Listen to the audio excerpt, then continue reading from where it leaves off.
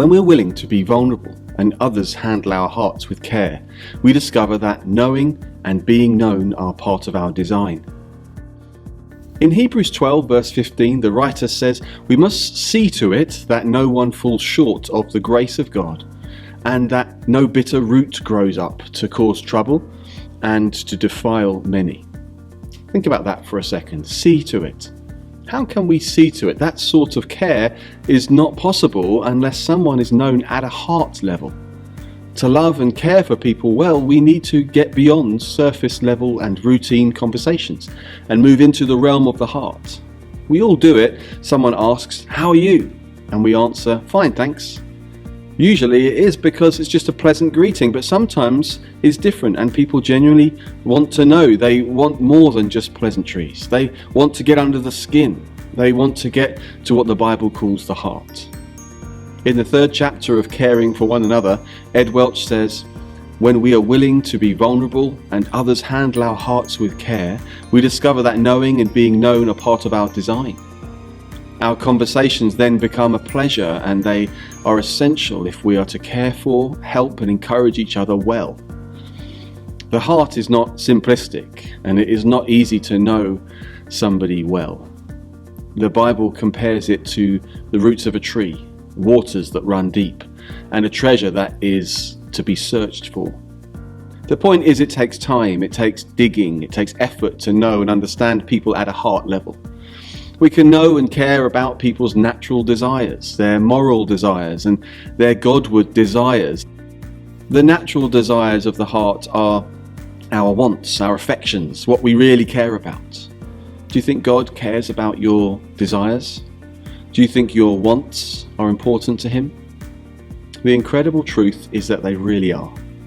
In Psalm 62 verse 8, we are invited to pour our hearts out to Him. His love for us means He genuinely cares about us. He is affected by our pleasures and by our suffering. He hears our heart's cry. He knows us at the deepest level possible, and He is concerned. As this is what God's love is like, we respond by loving others in the same way. We invite others to share honestly. We enter their world. We listen. We pay attention to the things that are most important to the other person. We listen to where their emotions reveal their heart's desires. The types of questions we ask in these conversations are crucial. Questions like, what's been the highlight of your week? What have you found particularly difficult lately? And then, why? Why did you find that difficult? These sorts of questions lead us into the matters of the heart, the natural desires. And then going deeper, there are moral desires. In Luke 6, verse 45, Jesus says, "The good person out of the good treasure of his heart produces good. The evil person out of his evil treasure produces evil, for out of the abundance of the heart, the mouth speaks." So sharing our heart will mean we also share the foundations of our moral decisions. We can care for and protect one another by engaging with the spiritual battles our friends face and the temptations that we frequently encounter. The access to these internal workings is privileged, and usually it's only given in seasoned relationships marked by genuine affection. Both our natural and moral desires are founded at the core on a person.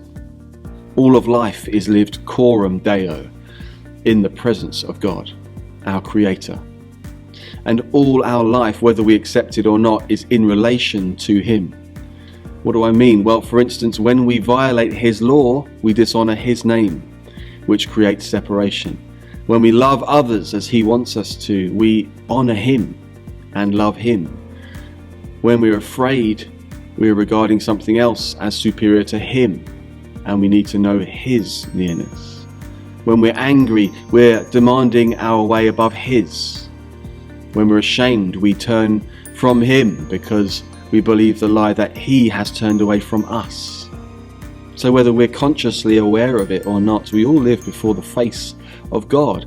All of life is therefore intensely personal. God is pursuing hearts. He's invited us to know him and to draw near at a heart level, to come to him, to join him in his work, to be changed by him. We can either do this or we can run after other gods and other kingdoms that we put a higher value on. Another way of saying this is we either put our hope in God or in ourselves and other things. We either turn toward him or away from him. So at the depths of our hearts, it's not so much about what we love as who we love. To get to know others on this level, we need to listen out for what matters to them, their joys and sorrows, their hopes and fears. We then enjoy and celebrate the good. We can encourage them. We can see the fruit of the Spirit in their lives and tell them so. Where there is trouble, and if they're breathing, there will be, we show compassion as a reflex. Over time, we may see where they have let go of truth, the truth of who God is and what Jesus has done, his goodness, or their secure identity in him. This is where we can, in love, speak the truth back to them. When we're willing to be vulnerable and others handle our hearts with care, we discover that knowing and being known are part of our design.